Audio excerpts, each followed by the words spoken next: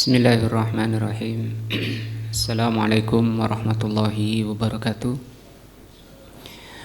Alhamdulillahirabbil alamin wa bihi nasta'in ala umuri dunya waddin. Asyhadu an la ilaha illallah wa asyhadu anna Muhammadan abduhu wa rasuluh. Allahumma shalli ala Muhammadin wa ala alihi wa sahbihi ajmain wa ba'du. Pelajaran kita siang ini adalah tafsir juz amma. Yang lalu belum selesai kita membahas surat Al-Ikhlas. Yang lalu sudah sampai ayat yang kedua, penjelasan firman Allah, Allahus Somad,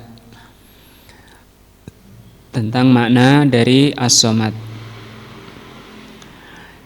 Kemudian kata ayat berikutnya adalah lam yalid wa lam yulad.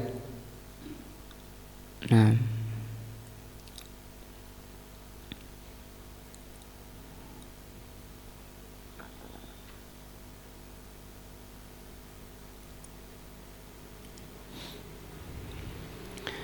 lam yalid wa lam yulad. Lam yalid tidak beranak ya. Ini kata kerja yang disebut dengan fi'il mudhari' dalam waktu yang sedang. Lam yalid Allah itu tidak beranak. Kenapa? Li'annahu jalla wa ala la mathila lahu. Karena Allah Subhanahu wa taala la mathila, tidak ada yang semisal. Nah, tidak ada yang semisal dengannya. Wal waladu, sementara anak, mustakun min walidihi, sementara namanya anak itu bentukan atau jadian dari orang tua. Wa juz'un minhu, dan juz itu bagian, satu juz itu satu bagian. Kalau mustakun itu bentukan, kalau juz itu bagian. Jadi anak itu bagian dari orang tua. Kama qala Nabi sallallahu alaihi wasallam, sebagaimana disabdakan oleh Rasulullah sallallahu alaihi wasallam fi Fatimata, tentang putri beliau Fatimah. Innaha bat'atun minni, sesungguhnya Fatimah itu bagian dariku. Sini Rasulullah menggunakan kata bat'ah. Bat'ah itu bagian. Wallahu jalla wa ala, sementara Allah azza wa jal la mathila lahu, tidak ada yang semisal, tidak sama dengan orang tua. Tsumma innal walad, kemudian bahwa namanya anak atau adanya anak, innama yakunu, adanya anak itu lil hajah ilaihi, adanya anak itu karena adanya hajat atau butuh. Jadi anak itu dibutuhkan oleh orang tua. Imma fil ma'unati, dibutuhkan bisa jadi untuk membantu, ala maka bitati dunia, untuk pelaksanaan kehidupan dunia. Itu butuh bantuan dari anak-anak, terutama kalau sudah sepuh, sudah jalan harus dibopong. Nah, tenaga sudah mau habis. Nah, maka itu butuh kebantuan daripada anak. Wa imma fil hajati, kebutuhan kedua, kebutuhan orang tua dari anak, ila baqa'in nasli, untuk menjaga kelangsungan keturunan biar tidak putus. Wallahu azza wa jal, sementara Allah azza wa jal mustaghnin an dzalika, tidak butuh itu semua. tidak butuh penolong dan tidak butuh tindak lanjut yang melanjutkan. Nah, karena Allah itu maha abadi, kekal abadi. Falihadza lam yalid, maka itu Allah Subhanahu wa taala tidak beranak. Li'annahu la matsila lahu, karena tidak ada yang semisal dengan Allah. Wa li'annahu mustaghnin an kulli ahadin azza wajal, juga karena Allah itu tidak butuh siapapun. Allah sama sekali tidak membutuhkan siapapun. Waqad asyarallahu azza wa jal, Allah Subhanahu wa taala mengisyaratkan ila imtina'in wa dalalatihi aidan fi qoulihi ta'ala. Allah menjelaskan, memberikan isyarat bahwa Allah tidak beranak dalam firman-Nya, anna yakunu lahu waladun, dari sisi mana Allah dikatakan punya anak, walam takun lahu sahibatun, dan Allah itu tidak punya istri. Wa khalaqa kulla syai'in, Allah itu pencipta segala sesuatu. Wa huwa bikulli syai'in alim, Allah itu mengetahui segala sesuatu. Fal waladu, maka anak untuk menghasilkan anak, yahtaju ila sahibatin, butuh pasangan atau butuh istri, taliduhu, untuk melahirkan. Nah, ini secara takdirnya, secara fitrahnya manusia kalau ingin punya anak itu harus punya istri. Sama dengan ingin punya uang, ya harus kerja, kayak gitu. Wa kadzalika huwa khaliqu kulli syai'in, demikian juga Allah itu pencipta segala sesuatu. Fa idza kana khaliqu kulli syai'in, kalau Allah itu pencipta segala sesuatu, fa kullu syai'in, maka segala sesuatu karena itu ciptaan Allah, munfasilun anhu, munfasil berpisah dari Allah, terpisah dari Allah, bainun sendiri. Ini bantahan juga kepada orang kelompok mazhab Asy'ariyah.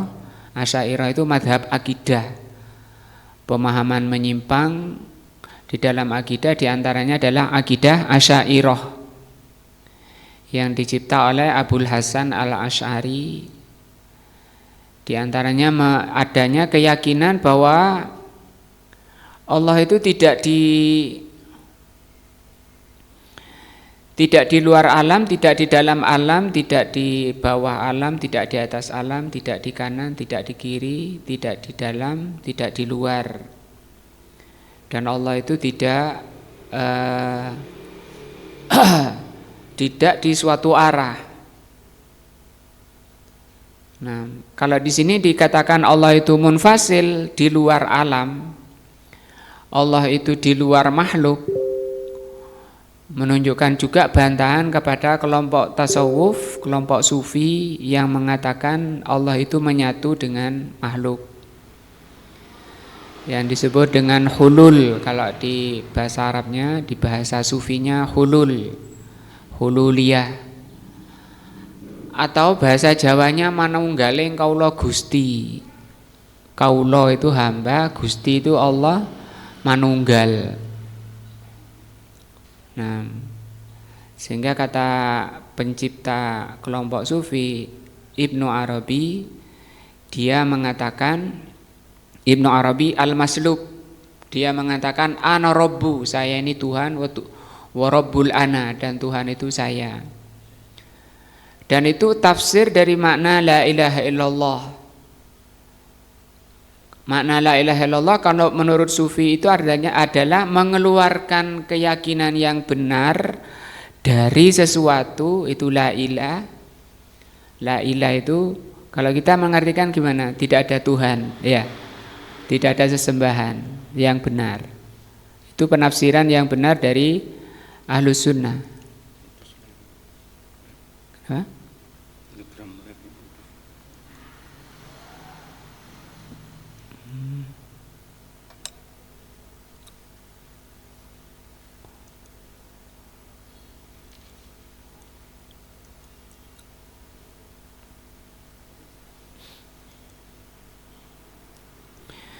Menurut kelompok sufi, makna la ilaha illallah ini banyak saat-saat ini di YouTube itu banyak tokoh-tokoh sufi menjelaskan tentang makna la ilaha illallah, yaitu apa? Ikhraju mengeluarkan ikhrajul yakin as-shadiq, mengeluarkan keyakinan yang benar dari zat sesuatu. Zat sesuatu ya zatnya sesuatu. Kalau saya katakan zatnya Pak Ahmad, ini kan Pak Ahmad zat. Dikeluarkan keyakinan yang benar dari Pak Ahmad, bahwa Pak Ahmad yang hakiki itu bukan ini, yang ada di alam edia, itu dikeluarkan. Kemudian memasukkan keyakinan yang benar tadi setelah dikeluarkan, dimasukkan kepada zat Allah. Nah.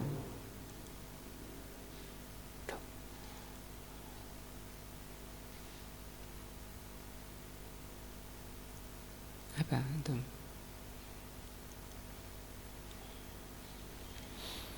Dimasukkan kepada zat Allah.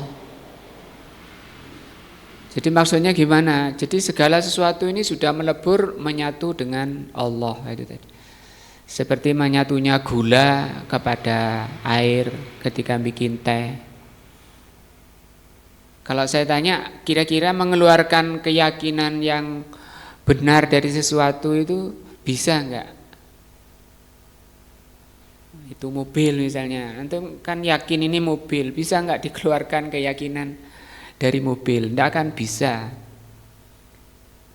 Summa la tarawunnaha ainal yakin, kata Allah. Kemudian pasti kalian akan melihat ainal yakin, dengan seyakin-yakinnya. Melihat apa? Jahim. Itu bantahan juga bahwa manusia tidak akan bisa mengeluarkan apa? Keyakinan yang benar dari sesuatu. Mengeluarkan keyakinan dari Pak Ahmad, ya Pak Ahmad ya itu tidak akan berpindah, tidak akan bisa dikeluarkan. Kemudian dimasukkan kepada Allah. Jadi hakikat segala sesuatu itu Allah. Makanya mereka menyalahkan Nabi Harun, karena Nabi Harun melarang umatnya menyembah sapi, karena sapi itu zat Allah. Melarang orang menyembah sapi, menyembah kemaluan perempuan, melarang menyembah sesembahan-sesembahan selain Allah, menyembah batu, menyembah kayu. Itu semua zat Allah. Tidak ada sesuatu ini kecuali zat Allah.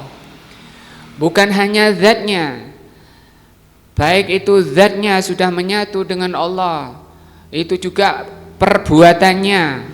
Perbuatan itu kelakuannya, demikian juga sifatnya. Jadi meliputi 3 perkara tadi sudah semuanya Allah. Nah, dia bilang dalam doa, dalam zikirnya hu, semuanya sudah dia. Semua sudah melebur, sudah tidak ada kecuali dia.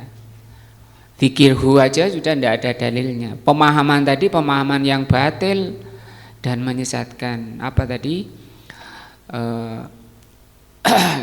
Allah itu menyatu. Bahkan keyakinan ini tidak ada pada orang kafir Yahudi dan Nasrani.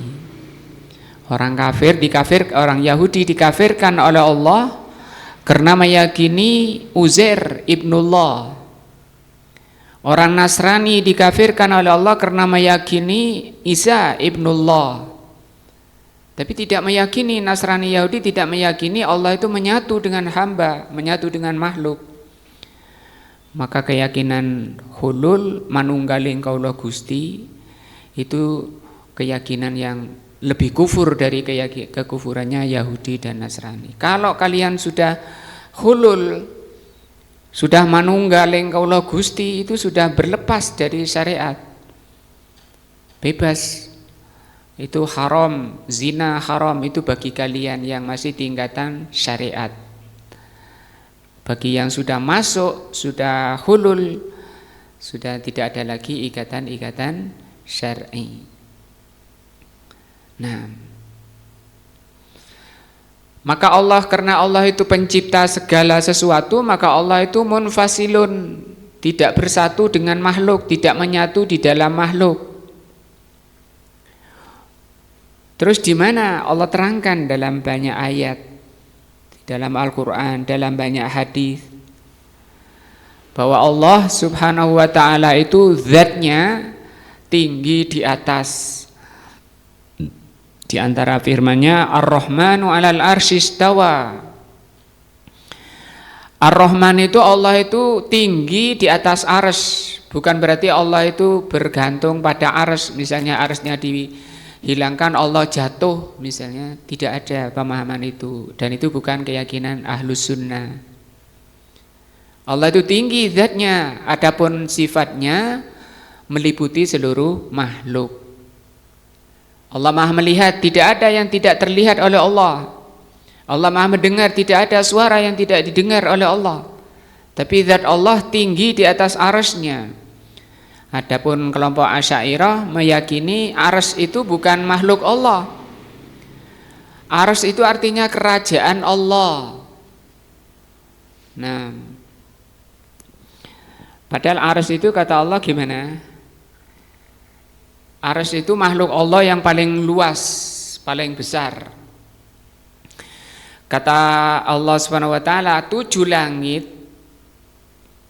Nah, kalau dibanding dengan besarnya kursi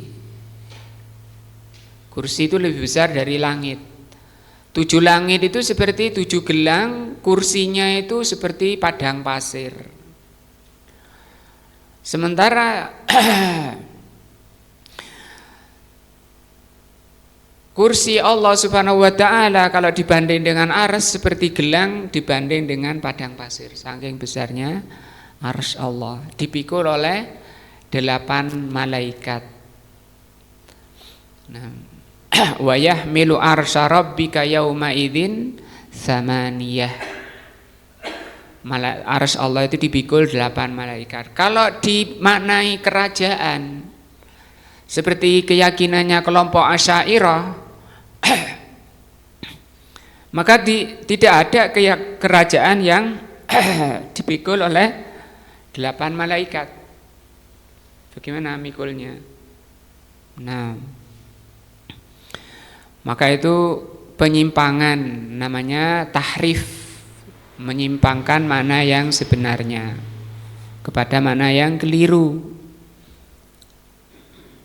Jadi kalau zat Allah di luar, tinggi di atas, baik sebelum menciptakan arsy, sebelum menciptakan langit dan bumi, Allah memang sudah tinggi di atas zatnya. Dan Allah itu besar, maha besar, lebih besar lagi dari arsy. Manusia akan melihat, orang di surga akan melihat Allah, melihat zat Allah, bisa bicara dengan Allah di surga. Walaupun manusia, orang beriman bisa melihat Allah, tapi tidak bisa meliputi karena besarnya Allah dan karena kecilnya manusia. Nah, kata Rasul SAW, kalau seluruh makhluk ini diletakkan di telapak tangan Allah, seperti kalau kalian meletakkan biji sawi yang disebut dzarrah di telapak tangan kalian. Nah, besarnya Allah Azza wa Jalla. Wa fi qoulihi lam yalid, maka di dalam firman Allah lam yalid, Allah itu tidak beranak. Raddun ala salasati tawaifin munharifatin min bani Adam. Lam yalid ini membantah 3 kelompok menyimpang dari Bani Adam. Wahum diantaranya yaitu mereka al-musyrikun. Nah, musyrikun. Wal yahudu, Yahudi, wan nasara dan nasara. Di Bani Adam 3 kelompok ini menyimpang di dalam pemahaman tentang Allah Azza wa Jalla.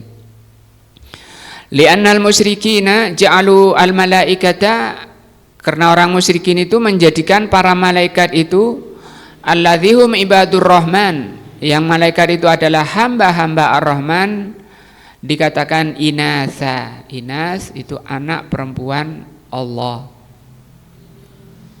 Nah, wa qalu, mereka mengatakan, musyrikin mengatakan, innal malaikata banatullah, para malaikat itu putri-putrinya Allah. Wal yahudu qalu, Yahudi mengatakan, kufur Yahudi karena mengatakan Uzair ibnullah, Uzair itu putra Allah. Wan nasara qalu, Nasara mengatakan Al-Masih ibnullah. Nah,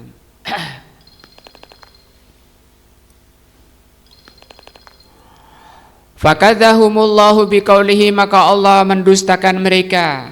Allah dustakan keyakinan mereka yang menyimpang itu dengan firman-Nya lam yalid wa lam yulad. Nah, Allah itu tidak beranak dan tidak diperanakan. Kalau yalid beranak, kalau yulad diperanakan, ini bentuk pasif atau yang disebut dengan ismul ladzi fi'lul ladzi la yusamma fa'iluhu, fi'il yang tidak disebutkan fa'ilnya. Li'annahu azza wa jal huwal awwal, karena Allah azza wa jal itu awal, alladzi laisa qablahu syai'un, yang tidak didahului oleh sesuatu. Itu makna al-awwal. Dan ini nama Allah al-awwal, huwal awwal. Nah, fa kaifa yakunu mauludan, bagaimana kemudian dikatakan Allah itu dilahirkan, karena Allah itu tidak diawali oleh yang sebelumnya tidak ada, dan seluruh sifatnya juga seperti itu.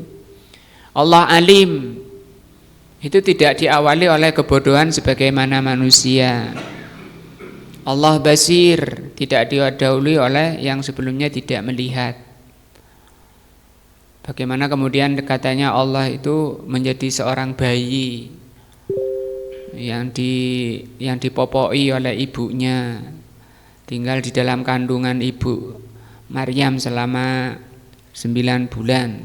Itu kedustaan, kebohongan yang dibuat oleh orang-orang Yahudi, kemudian diberikan kepada orang Nasara dan diterima oleh orang Nasara. Setelah besar disalib. Nah, Allah menghinakan Tuhan, katanya Allah menghinakan dirinya untuk menebus dosa hambanya. Itu kedustaan. Mestinya secara akal yang menyalib itu lebih mulia dari yang disalib, ya. Makanya para ulama itu sangat-sangat benci kalau melihat salib. Maka kalau bikin rumah, bikin pintu, jendela, jangan di model salib. Bikin tulisan yang modelnya salib dihindar.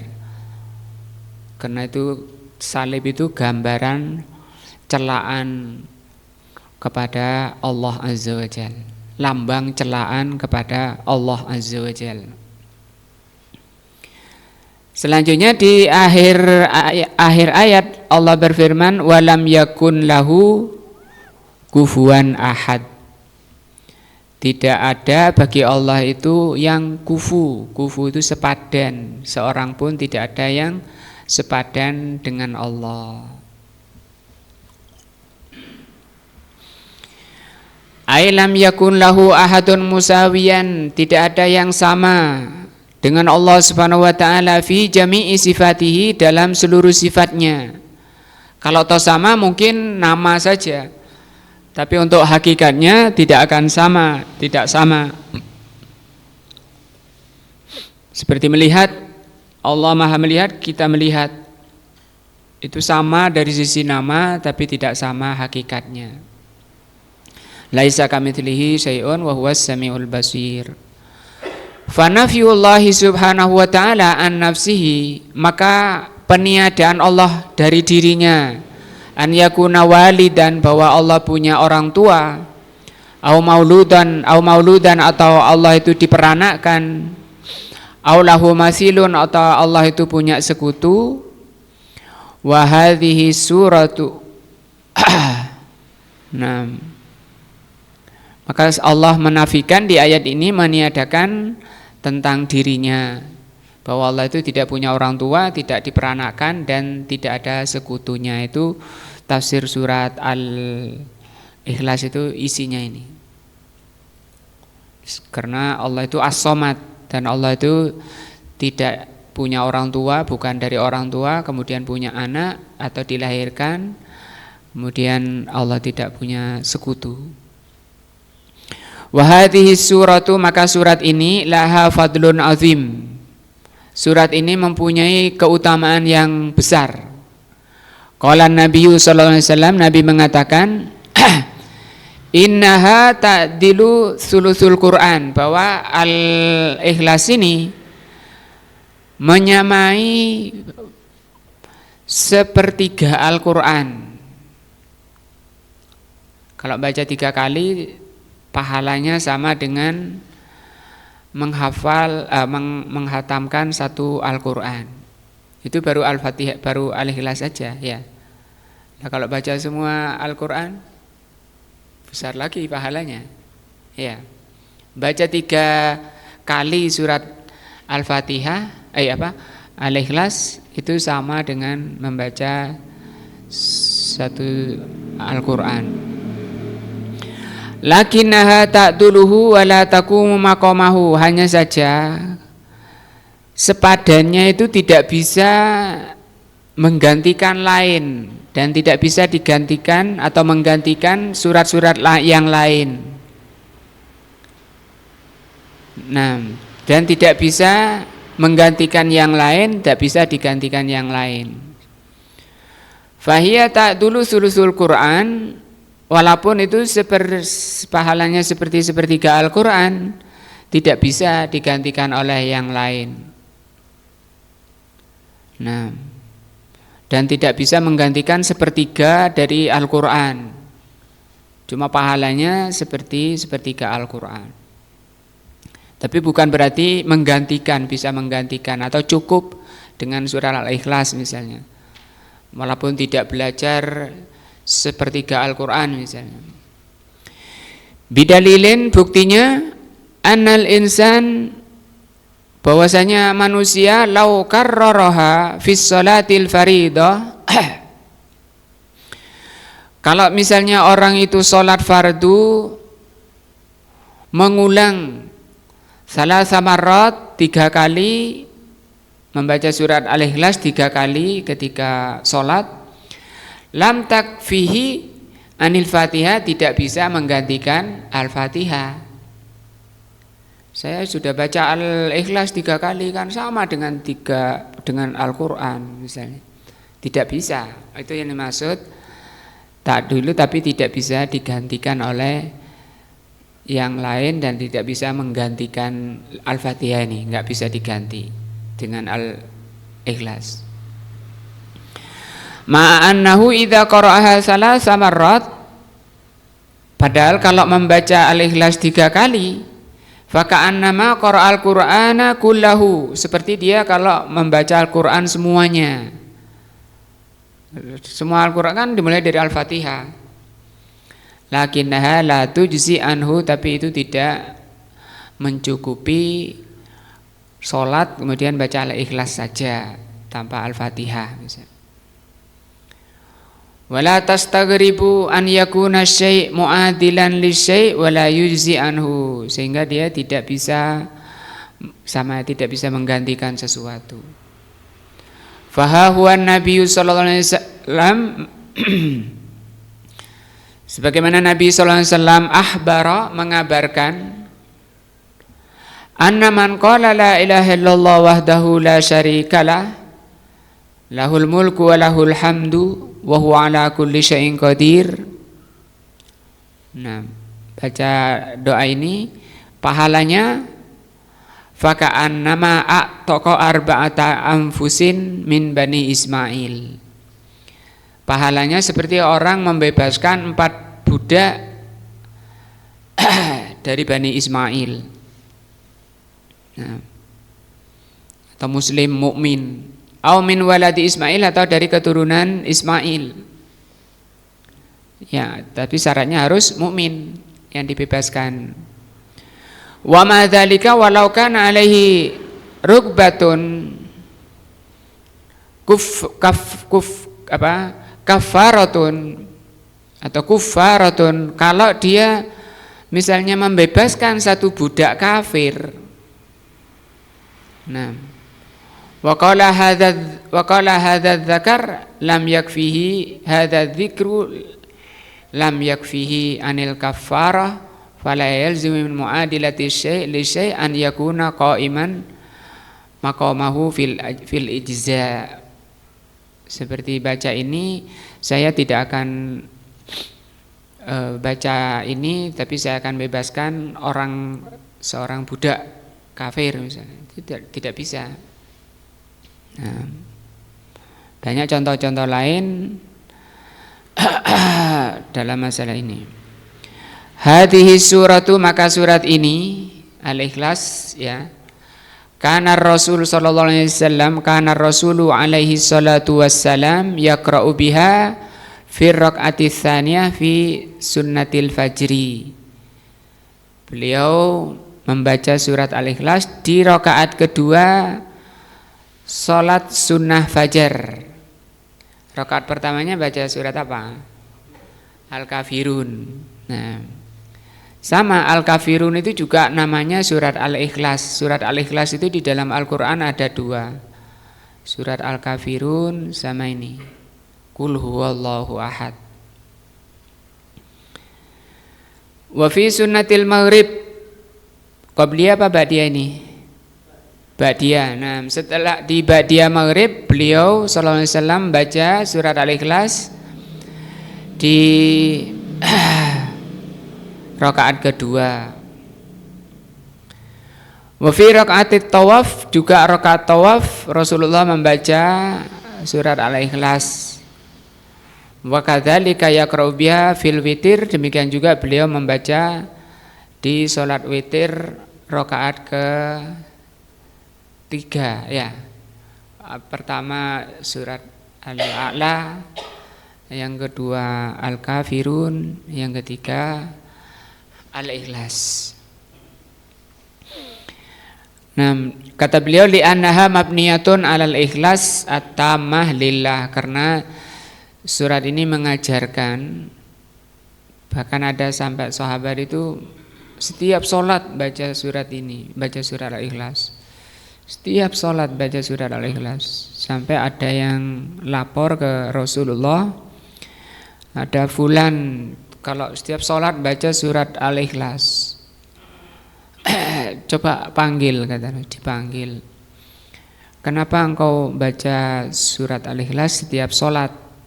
Orang tadi menjawab, saya karena di dalam surat Al-Ikhlas itu menerangkan sifat Allah, sehingga saya mencintai Allah, mencintai surat Al-Ikhlas karena menjelaskan tentang sifat Allah. Maka sesungguhnya Allah mencintai kamu karena kamu mencintai surat Al-Ikhlas, karena di dalamnya terdapat sifat-sifat Allah Azza wa Jalla. Dan itu juga pelajarannya bagi kita bahwa pelajaran terpenting itu adalah memang pelajaran mengenal Allah. Pelajaran mengenal Allah. Dengan mengenal Allah itu orang itu akan menjadi hamba yang bersyukur kepada Allah, karena tidak ada nikmat yang Allah karuniakan, tidak ada, semua kenikmatan yang kita terima itu semua dari Allah Subhanahu wa taala, yang sampai kita tidak bisa menghitungnya. Diberi mata dan terus bisa melihat, diberi mulut bisa bicara terus menerus. Artinya terus menerusnya ini merupakan pemberian terus. Tidak, artinya Allah tidak memutus. Artinya kalau sampai diputus oleh Allah pemberian itu, rugi, binasa. Nyawa misalnya diputus oleh Allah, mati, ya. Atau kekuatan oleh Allah dicabut, 1 jam saja bingung. Nah, kekuatannya moral lemas dikasih ini itu enggak. Nah, maka semua kenikmatan ini menuntut ketika nifah mengenal Allah lewat nikmat Allah yang ada pada diri kita. Itu menuntut orangnya bersyukur kepada Allah. Subhanallah, alhamdulillah, la ilaha illallah, dan ditunduk bersyukur kepada Allah.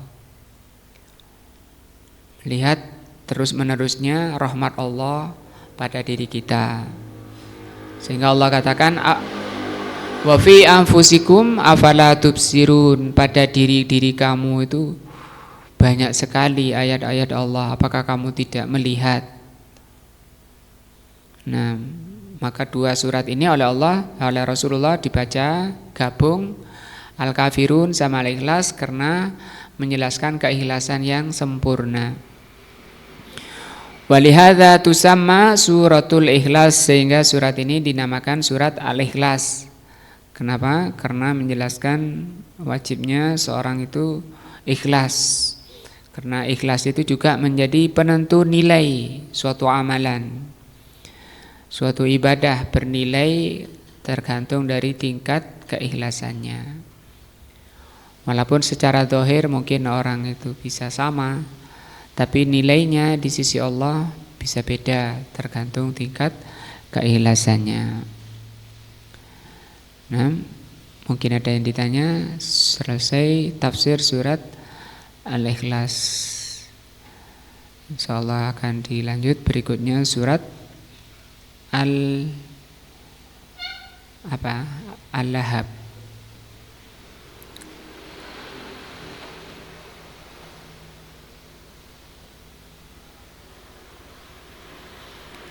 Ini surat Al-Lahab atau surat Al-Masad.